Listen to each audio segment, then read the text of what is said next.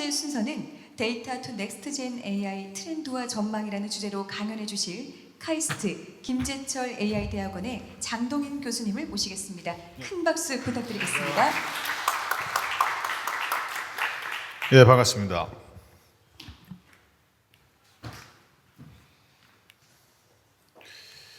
예, 넘어가고요. 오늘은 이제 굉장히 짧은 시간이니까 본론으로만 바로 진입하겠습니다. 사실 이쪽 계통의 그러니까 AI나 데이터 쪽은 트렌드를 예측하는 거가 굉장히 어렵죠. 그리고 한 달 후를 예측하기가 어렵습니다. 매번 새로운 게 나오는 거죠. 그러니까 트렌드를 얘기하는 게 어렵겠죠, 당연히. 그래서 오늘은 어떻게 하면 트렌드가 변한다 하더라도 우리 회사의 AI와 데이터 시스템을 또 활용을 제대로 할 수 있을 건지, 트렌드가 어떻게 변한다 하더라도 트렌드와 무관하게 우리가 AI와 데이터를 잘 활용할 수 있는지에 대해서 말씀드리도록 하겠습니다. 자, 그러면 생성형 A라고 하는 거는 비디오 제너레이션부터 이제 LLM까지 있는데요. 중요한 거는 뭐냐면 왜 이렇게 생성형 AI가 많은 기업에 활용이 되느냐라고 하는 거죠. 그거는 AI 에이전트라고 하는 논리적인 추론이 된다 하는 그런 겁니다.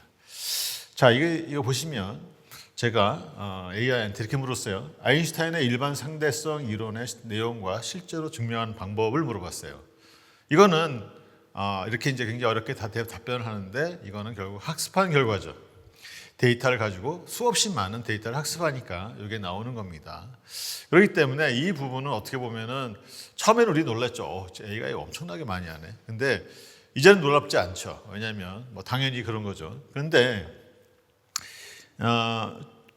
배울 수 없는 거를 물어봤어요. 1시간에 5개의 옷을 햇빛에 말릴 수 있다고 하면 10개의 옷을 말리는데 몇 시간이나 걸리냐라고 하는 이 질문에 대해서는 인간이면 다 알아요, 사람은. 그런데 AI한테 무지 어렵죠. 대부분의 AI는 2시간이라고 답을 합니다. 그러니까 이거는 이제 이거 추론의 영역이죠. 그래서 이거를 굉장히 잘하는 그런 AI들이 사실 인간이 하고자 하는 일에 굉장히 잘할 수가 있죠. 왜냐하면 우리가 하는 일들은 모두 논리적인 추론을 가지고 하는 일이에요. 그래서 AI한테 우리가 인간의 일을 잘 설명해주면, 우리 업무에 대한 일을 잘 설명해주면 얘가 그대로 따라서 하기 때문에 AI를 많이 쓰는 거죠. 그런데 이제 어쨌든 라지 랭귀지 모델을 써보니까 크게 2가지 이슈가 있었어요. 하나는 할루시네이션, 아무 말 대잔치 많이 경험하셨죠. 두 번째는 뭐냐면 데이터 보안이에요.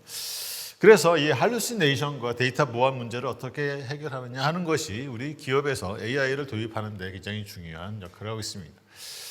그래서 이제 맨 마지막은 그렇죠. 맨 마지막 돈이 얼마나 드느냐라고 하는 겁니다. 그래서 이제 이 AI가 현재 도입되고 있고 굉장히 많이 앞으로 써 있을 분야는 글로 하는 분야는 굉장히 많이 씁니다. 여러분 글로 하는 게 뭐가 있어요? 법률 분야, 교육 분야, 그 다음에 글은 아니지만 어쨌든 코딩 분야, 어쨌든 우리가 뭔가를 쓰잖아요. 이런 분야는 굉장히 AI에 의해서 영향을 많이 받습니다. 자, 할루시네이션 왼쪽에 보면 맥도날드에서 저런 우스꽝스러운 일이 있었죠. 그래서 이제 드라이브 스루에서 주문을 하는데 토핑이 저렇게 이상한 토핑이 올라오기도 하는 거죠. 그래서 이제 할루시네이션을 AI에서 어떻게 걷어내느냐 하는 것이 우리 비즈니스 상황에서 굉장히 중요한 이슈입니다. 우리는 캐주얼하게 쓰는 거는 할루시네이션에 크게 문제가 없어요. 근데 비즈니스상에서는 저게 0.1%라도 잘못되면 안 되기 때문에 굉장히 중요한 이슈인데 반해서 굉장히 AI 업계나 이런 쪽에서는 뭐에다 굉장히 포커싱을 두냐면 AGI라고 하는 데도 포커싱 둡니다. 이 얘기는 뭐냐면 AI가 언제 인간보다 더 뛰어나게 될 것이냐 하는 분야인데 솔직히 말해서 뛰어나든 안 뛰어나든 상관이 없어요. 영화처럼 AI가 우리 세상을 망하게 할 거라 이런 기대는 또는 그런 이 위협은 사실은 크게 우리 시대에는 크게 오지 않을 거라고 생각이 들고요. 또 한 가지 중요한 거는 비즈니스 상에서 AI가 오든 안 오든 우리는 어떻게 하면 AI를 잘 활용을 해서 이 사업상에 코스트를 줄이고 프로핏을 올릴 건가가 더 포커싱 되는 거죠. 그렇기 때문에 오히려 이쪽 우리 실용적인 측면에서는 AGI는 하나도 문제가 안 되는 거고 할루시네이션이 문제가 되는 거고 그 중에 이제 제대로만 똑같이 내가 이야기한 대로 우리 다큐멘트에 있는 대로만 설명해 달라고 하는 것이 굉장히 중요한 기술입니다. 이 개념 정의가 필요한데 하도 많은 사람들이 아무렇게나 얘기를 해서 제가 정리를 한번 해보려고 합니다. 이 파운데이션 모델이라고 하는 거는 이거는 수만 개 컴퓨터를 동원을 해서 학습시키는 그런 거를 이제 말하는 거죠. 챗GPT 같은 그런 게 이제 파운데이션 모델입니다.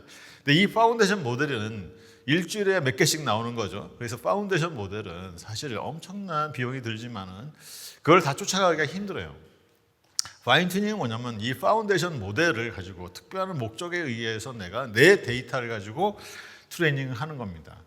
그래서 내가 이제 짬뽕집을 차린다고 하면 만약에 내가 처음부터 내가 이제 직접 짬뽕 기술을 배워가지고 차릴 수도 있고, 그다음에 레시피 하나만 중국 요리 전문가한테 받아서 차릴 수도 있겠죠. 뭐가 쉽겠어요?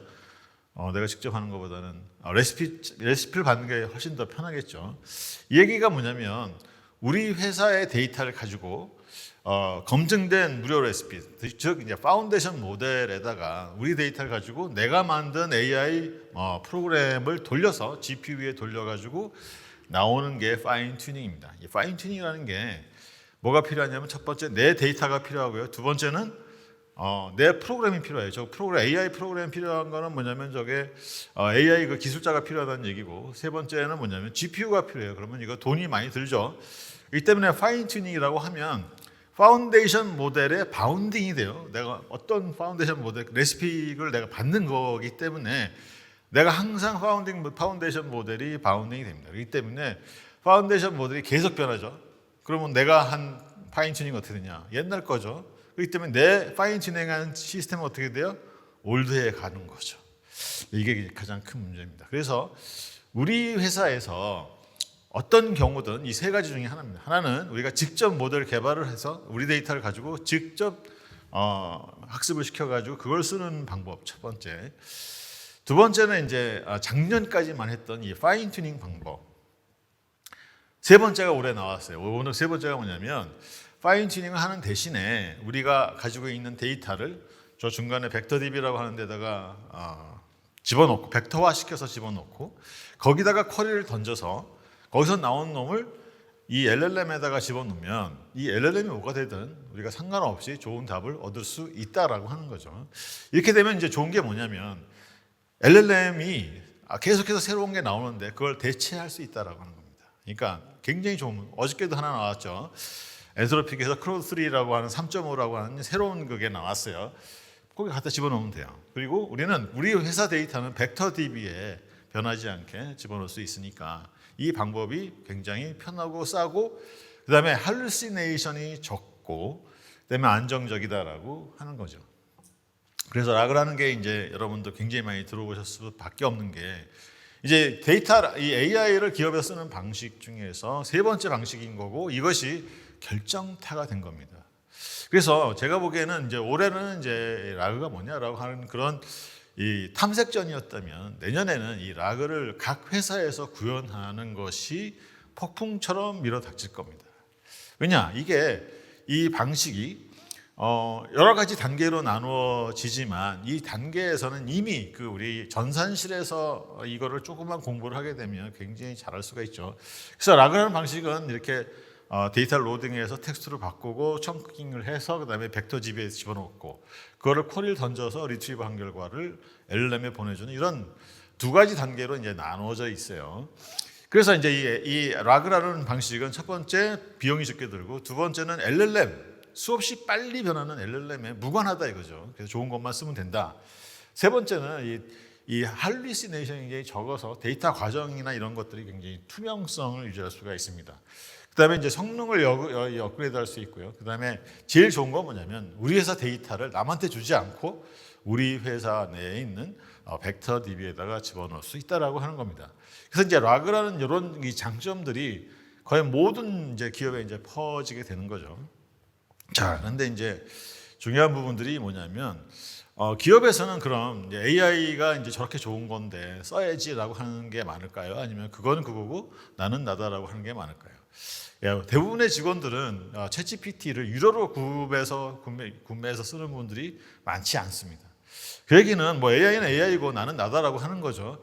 그런데 이제 기업에서 AI를 도입하려면 다음과 같은 문제가 생깁니다.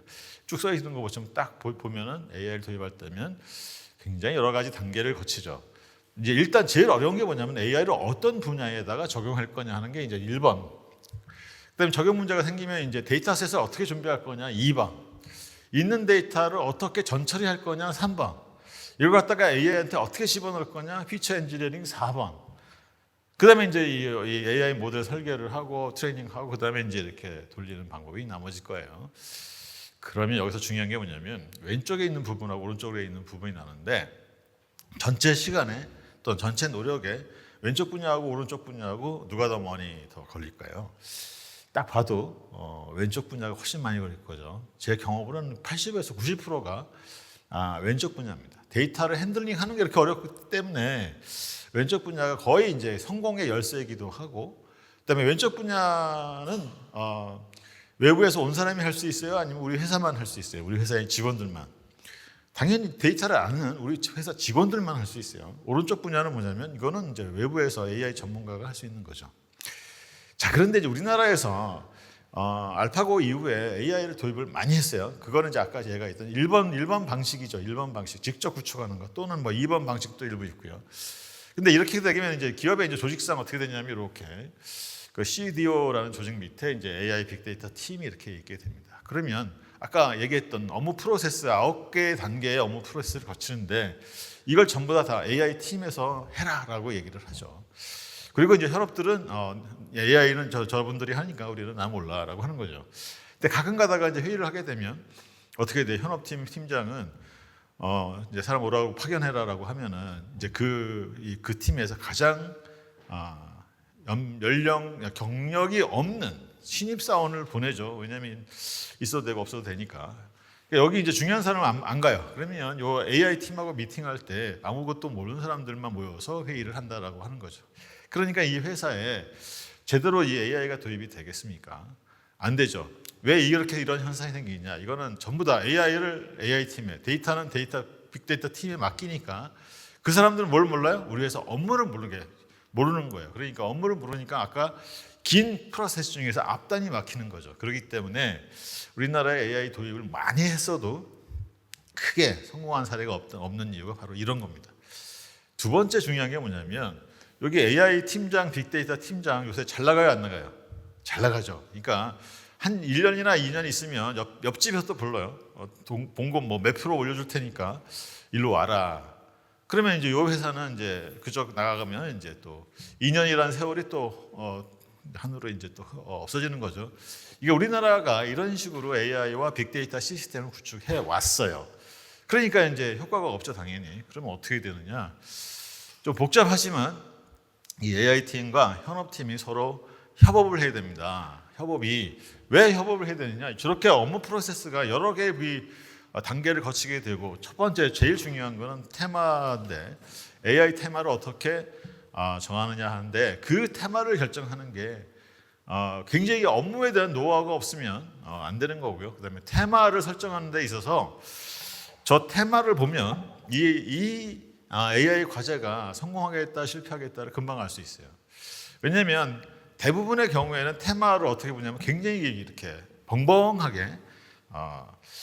해요. 그러니까 이제 벙벙하게 한다는 얘기는 우리 이제 시체말로 너무 추상적으로 AI 과제를 선정을 하는 거죠. 근데 어떻게 되느냐? 아주 좁은 분야에서 데이터 AI 과제를 선정을 하게 되면 그게 이제 데이터의 항목이 딱 떨어집니다. 그러니까 이런 걸 하기 위해서는 이런 데이터가 필요하다라는 걸 누구나 다 봐도 알 수 있는데 추상적인 제목을 선택을 하게 되면 데이터가 딱 떨어지지 않아요. 등등등으로 나가게 되는 거죠. 그런 경우에는 다 실패합니다. 그다음에 두 번째는 현업팀이 이제 딱 인발브가 되어 있는데 데이터 완전히 확정적인 분야가 있으면 그런 당연히 현업이 인발브가 쉽죠. 근데 현업이 AI 팀하고 AI 도입하는 데 있어서 같이 협업을 해라라고 하면 협업이 됩니까? 안 되죠. 왜냐하면 내 KPI에 있고 내가 해야 되는 일이 있는데 그거를 조정하지 않고 무조건 AI랑 같이 일을 하래. 그러면 일이 되겠어요? 그러니까 당연히 여기에서는 업무 프로세스를 설정을 해야 되고 그 설정을 한 후에 거기에 KPI를 얹어야 되는 거죠. 그래서 나중에 그 KPI를 달성하면 이제 이 평가를 해서 올려주서는 올려주고 공급도 더 주고 그렇게 해야만이 이게 돌아간다라고 하는 겁니다. 근데 대부분의 AI를 도입하는 회사가 이게 없습니다. 이게 없으니까 제대로 돌아갈까요? 안 돌아가죠, 당연히. 그래서 이 우리나라에서 가장 중요한 이 AI와 빅데이터에 대한 도입 장벽이 뭐냐? 이거는 현업과 요 AI 하는 사람, 그다음에 IT를 하는 사람, 요 장벽을 깨는 거고, 깨는 방식은 뭐냐면 협업 프로세스를 만들어 KPI를 만들어서 그걸 가지고 이밸류에이션 해라라고 하는 겁니다. 근데 이제 사실 AI 전문가가 이제 많이 필요한데요. 실제로 AI 전문가가 이렇게 있어요? 없죠. 그러니까 이유가 있어요. 왜 AI 전문가가 없냐? 뭐 저희 대학교도 그렇지만은 학생들이 원하는 게 뭐냐면 국내 대학 취직하는 게 아니라 학회, 유명한 뭐 뉴립스나 ICML 같은 학회에 논문 해가지고 당첨되면 어떻게 돼요? 가서 발표하잖아요. 발표하면 어떻게 돼요? 저녁에 구글이나 뭐 오픈 AI나 이런 데서 모아서 파티를 하죠. 파티하는 장소에서 뭐예요? 우리 회사만 오면 초봉 30만 불 베이스로, 그다음에 모든 그런 이사 비용이냐 뭐 이런 거 다 해결해 준다라고 하는 거죠. 그러니까 국내 기업의 연봉하고는 뭐 비교가 안 되는 겁니다. 그래서 국내에 이제 있지를 않는데 모든 기업의 문제는 뭐냐면 외부에서 영입하느냐 아니면 내부에서 역량을 키우느냐 하는 거죠. 제가 사장님들하고 얘기를 해보면 사장님들은 우리 회사 직원들의 실력을 믿질 않아요. 우리 회사 직원들은 뭐 공부 안 해. 거기서 거기야. 뭐 이렇게 생각을 대부분 하십니다. 근데 중요한 거는 정말 인센티브를 걸어봤냐 이거죠. 아까처럼 KPI를 걸고 인센티브를 걸게 되면 그건 달라지는 거죠. 그래서 내부 역량을 키우는 게 굉장히 중요한 거고, 실제로 제가 여러분들한테 물어볼 거예요. 우리가 CRM이나 또는 빅데이터 시스템에 패키지가 있습니까 없습니까? 있어요. 그죠? 저는 CRM 패키지 회사에 다녔어요. 시블이라고. 이제 그런데 이제 빅데이터도 마찬가지죠. 그런데 그런 패키지를 도입을 하게 되면 자동적으로 이제 시스템에 데이터 집어넣고 그다음부터 이제 우리 회사 도입이 되는데 AI 패키지가 있습니까? 가만히 생각해 보세요. 뭐 텐서플로, 파이토치 이건 패키지가 아니죠. 그래서 이거는 뭐냐면 이 사람이 결국에는 다인 거예요. AI는. 그렇기 때문에 사람이 다 하는 거고 그 회사의 AI의 어떤 수준은 그 회사의 임직원의 AI 수준과 똑같다라고 하는 겁니다. AI 프로젝트 하시게 되면은 임원들이 대단히 추상적인 생각을 가지고 계세요. AI에 대한 섣불리 공부를 한 거죠. 그렇기 때문에 뭔가 이렇게 프로젝트 하게 되면 뭐 AI의 결과물이 이렇게 나오면 그거밖에 못하냐. 그렇기 때문에 기대치가 너무 높은 거예요. 그래서 이제 내부 역량이 키워야죠. 이제 우리 임원들, 직원들이 실제로 AI를 보는 눈이 굉장히 이 데이터를 근간으로 해서 개고생을 해봐야 진짜 이제 이게 이렇게 어려운 거구나. 뭐 옛날 알파고 보는 것처럼 지금 뭐 이렇게 챗GPT 보는 것처럼 저렇게 이렇게 막 금방금방 나온 게 아니구나라고 하는 걸 이해를 하셔야죠. 그래서 내부 직원 교육, 임직원 교육이 제일 중요하다라고 하는 겁니다. AI 도입에서. 그다음에 내부 직원 교육하면 그냥 교육하면 되냐? 절대 아니에요. 옛날에는 뭐 교육 보내면 좋아했는데 지금은 아닙니다. 내가 왜 이거를 해야 되냐? 내 잡 디스크립션에 이게 있느냐 물어보죠. 그래서 이제 이 AI 팀을 활성화하려고 하면 KPI에 이제 잘 집어넣고 이거를 광고를 해야 된다라고 하는 겁니다. 그래서 이제 중요한 건 뭐냐면 AI에 도입할 때 굉장히 좁은 분야, 밑으로 갈수록 좋은 거예요. 위로 갈수록 이거는 실패할 수가 있는 그런 겁니다. 자, AI가 할 수 있는 일이 이제 5가지가 있는데 이 5가지를 잘 보면 이제 지금까지 많이들 얘기했던 겁니다. 근데 이런 것 중에서 우리 회사에 이제 어디다가 도입할 거냐, 이건 또 어나더 문제예요. 그래서 어디다 도입할 거냐 하는 분야에 AI가 뭔가 다 해줄 수 있는 그런 분야를 선택을 하게 되면 사람도 못하는데 AI가 할 수 있는 그런 분야를 선택을 하면 이건 완전히 실패합니다. 그래서 그런 실패하는 예를 피해 가려고 하면 내가 굉장히 업무적인 일들을 많이 다루고 있는 그런 분야. 예를 들면 이제 제일 좋은 게 뭐냐면 엑셀이에요. 엑셀 엄청나게 많이 하시죠. 근데 다 똑같은 일을 하고 있어요. 매달 똑같은 일을 하고 있는데 그거를 자동화시키는 거. 그래서 GPT가 이제 엑셀 그 VBA 코드도 이제 제너레이션 해주고 파이썬 코드 만들어주죠. 그런 거 만들어주는 것까지는 아는데 회사에 적용하는 거 없어요. 진짜 제가 보기에는. 그래서 이런 거 적용하는 거로 진짜 실질적으로 배우시게 되면 업무가 엄청 편해지죠. 근데 여기에 문제가 생겨요. 뭐냐면 8시간 할 내용을 1시간에 해서 끝났어요. AI로 해가지고. 그러면 회사가 7시간에 대해 해당하는 일을 나한테 더 줄까요? 아니면 1시간만 하고 집에 가? 그렇게 할까요? 이 부분이 굉장히 이거 데이트 델리케이트 하면서도 앞으로 이 기업의 임원들이 반드시 풀어야 되는 내용입니다. 7시간 더 주게 되면 누가 AI 하겠어요? 그냥 지금까지 잘하는 대로 그냥 난 돈 월급 받으니까 그냥 하겠지. 그렇게 이제 시키니까 하는 걸로 이제 하게 되면은 AI 도입에 대한 늘겠어요, 안 늘겠어요? 안 늘죠. 1시간만 하고 집에 가. 일주일에 한 번만 하루만 일을 하더라도 나머지 일은 다 놀아라고 하게 되면 열심히 하죠. 근데 그런 일들이 굉장히 많아요. 그런 게 굉장히 많은데 왜 안 하느냐? 내 일이야, 사실 업무야, 해본 놈이 아는 거고 위에서는 열심히 저 책상에 앉아 있으면 열심히 하는 줄 아는데 실제로 그런 건 아니죠. 그렇기 때문에 기업에서는 직원들한테 굉장히 많은 자율권과 이 보상을 주면은 지금보다 훨씬 더 AI가 확산됩니다. 우리나라가 현재 굉장히 어려운 그런 그 상황에 빠져 있어요. 왜냐하면 더 발전할 것이냐 아니면 지금부터 그냥 떨어질 거냐 하는 요 기로에 서 있는데요. 이 업무에 대한 자세와 태도가 바뀌지 않으면 선진국으로 갈 수가 없습니다. 거기에는 뭐가 있느냐? 핵심 고리가 AI에 달려 있어요. 그렇기 때문에 AI를 제대로 하지 않으면 우리나라가 더 이상 발전할 수가 없다. 저는 이렇게 생각합니다. 그래서 이제 기업에서 AI를 도입하는 방법에 대해서인데 이거 다 아시는 분야고, 그다음에 이 AI를 도입에 성공하려면 당연히 고품질 데이터와 AI 시스템을 도입하고 인적인 그런 자원을 활력하는 거다라고 하는 거죠. 제가 이거를 이제 데이터 기반의 의사결정을 20년 동안 얘기를 하고 있어요. 근데 왜냐하면 안 하니까. 그러니까 아직도 데이터 기반의 의사결정이라는 말이 굉장히 좋긴 한데, 그러나 기업에서는 그래도 이제 감이고 그다음에 실적 가지고 후려치고 그렇기 때문에 기업에서는 제대로 된 이 문제에 대한 인식과 거기에 대한 해결책이 안 나오는 거죠. 이건 이제 기니까 넘어가고, 그다음에 요새 이제 새로운 그런 분야가 떠오르고 있는데 그게 뭐냐면 이 챗GPT에 ADA라고 하는 코드 인터프리터라고 하는 기능이 있어요. 어드밴스 데이터 어널리시스라고 이름이 바뀌었는데, 어쨌든 이놈은 내가 GPT-4에다 뭘 집어넣고 엑셀 그 파일을 집어넣고 내가 뭐라고 하면 그대로 이제 데이터를 분석해 주는 그런 툴입니다. 근데 이게 이제 어느 정도까지 할 수 있냐면요, 데이터 사이언티스트가 할 수 있는 그런 것까지 할 수 있어요. 그런데 이게 데이터 사이언티스트 그러면 굉장히 왼쪽에 있는 것처럼 컴퓨터 과학도 알고 프로그램도 알고 IT도 알고 수학 통계 분석도 알고 그다음에 도메인 지식도 있는 사람을 보고 이제 데이터 사이언티스트라고 하잖아요. 근데 이제 데이터 사이언티스트를 이제 한 몇 년 전까지는 막 열심히 이제 하자고 그랬었는데 지금은 약간 시들한 느낌이 들죠. 왜냐? 이것 때문에 그래요. 챗GPT가 나와서 그게 이제 데이터를 분석할 수 있는 그런 능력이 엄청납니다. 제가 써보고 이거를 가르쳐 보면은 얘가 기본적으로 이제 기업에서 필요한, 그러니까 아주 고차원의 분석은 못하더라도 우리 기업에서 쓸 수 있는 충분한 그런 그 데이터 분석을 해줍니다.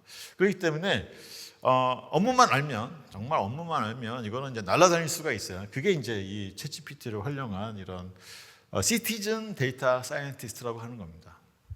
지금까지는 어떻게 됐어요? 일반 현업들이 데이터 좀 분석 좀 맡기려고 하면 시티즌 데이터 사이언티스트, 그러니까 데이터 DS한테 이제 요거 좀 이제 데이터가 이상하니까 봐달라, 이 데이터가 문제점이 뭔지 좀 얘기 좀 해달라, 이번 주 안으로. 왜냐, 상무님이 보고서 내라고 그랬는데 이거 빨리 만들어야 되는데 지금 데이터는 헷갈리고 그러니까. 그다음에 이제 고객이 자꾸 주는데 센터장이 뭔가 문제를 얼른 파악하려고 합니다. 어떻게 하죠? 이런 일들이 전부 이제 여러분 회사에서 일어나는 일들입니다. 그러면 어떻게 하죠? 이거 데이터 사이언티스트 잘 보여야 되는 거지. 그런데 이 부분을 직접 만약에 할 수 있다고 하면 얼마나 좋겠습니까? 이게 이제 챗GPT에 나오는 아까 그 기능을 쓰거나 아니면 요새 엄청나게 많은 툴들 나오니까 그래서 엑셀 가지고 그걸 돌리면 이게 이제 AI 기능이 이 코드가 딱 제너레이션 돼가지고 그걸 돌릴 수 있는 게 굉장히 많습니다. 제가 보기에는 이제 데이터 사이언티스트가 필요 없어요. 그러니까 필요 아예 없다는 게 아니라 필요가 있는데 그 수가 옛날에는 10명이었으면 지금 1명밖에 안 필요해요. 나머지 건 누가 하느냐? 현업이 직접 하면 돼요. 하다가 안 되는 거 있으면 물어보면 되는 거죠. 근데 현업이 이제 이거를 이제 쓸 수 있는 그런 이제 그 기회가 많아졌는데 그럼 씁니까? 안 쓰죠. 왜냐하면 이제 챗GPT 쓰지 말라고 하니까. 그죠? 기업에서 너 챗GPT 쓰면 뭐 혼난다 그러니까 보안 때문에 그렇죠. 근데 챗GPT 쓰지 않고요. 챗GPT 팀이라는 게 있어요. 팀. 얼마짜리요? 30불짜리가 있습니다. 제가 뭐 저기 오픈AI 선전 사원도 아닌데 제가 그걸 쓰고 있거든요. 팀이라고 쓰면 그거는 30불 내지만 거기서 우리가 올리는 데이터와 파일들은 오픈AI로 가더라도 걔네들이 학습에 안 쓴다라고 이제 홈페이지에 이렇게 얘기를 했어요. 그러니까 안전하겠죠. 그래서 기업에서는 챗GPT 팀이나 챗GPT 엔터프라이즈를 쓰게 되면 이제 데이터 보안 문제는 없어지는 거예요. 그래서 이제 CDS가 하게 되면 이거에 인센티브를 주고 많이 장려를 하게 되면 엄청난 파워풀한 일들이 많이 생기죠. 왜냐하면 우리가 대부분 하는 일들이 많은 분이 엑셀이에요. 엑셀. 그러니까 엑셀을 잘할 수만 있으면 또 빨리 끝날 수만 있으면 엄청 좋죠. 그래서 많은 기업에서는 이제 엑셀에 대한 VBA를 자동으로 제너레이션하는 거나 직접 이걸 가지고 통계 분석이나 또는 리그레션이나 이런 걸 돌려가지고 예측을 한다든가 이런 것들 지금 많이 하고 있습니다.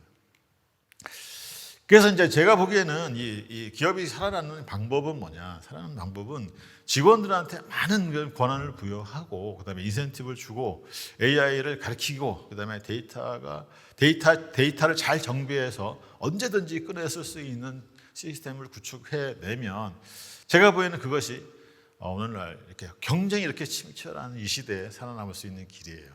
그러니까 오히려 AI는 실제로 현업이 써야 되는 거고요. 그 다음에 또 중요한 거는 이 현업이 잘 쓸 수 있도록 회사의 차원에서 이렇게 다양한 부분들을 마련해 줘야 된다라고 하는 겁니다. 정말 앞으로 중요한 거는 뭐냐면 이 사원이 저걸 잘 써서 빨리 일이 끝나면 그동안 더 좋은 일을 할 수 있도록 기회를 줘야지. 그렇다고 해서 다른 업무를 너 잘하니까 이것도 해줘라고 하게 되면 절대로 안 한다라고 하는 겁니다. 그렇고 그다음에 이제 혹시 이거 아세요? 여러분들은 모르실 수 있는데 이게 뭐 식시그마입니다. 식시그마 운동 옛날에 한 2000년대 초반에 식시그마 운동 우리나라의 거의 모든 기업에 다 있어요. 그게 이제 퍼져가지고 저게 이제 사실은 데이터 분석이에요. 통계 분석이고 식시그마 방법론에 따라서 불량률을 식시그마 차원으로 이제 100만 분의 1 차원으로 낮추자라고 하는 건데 사실 우리나라가 현재 있기까지 식시그마 운동이 굉장히 도움이 됐습니다. 저는 이거를 했을 때 그때 많이 봤어요. 그러니까 여기 블랙벨트 그다음에 그린벨트를 차는 여기 목걸이 그 자체가 까맣고 이 녹색이었어요.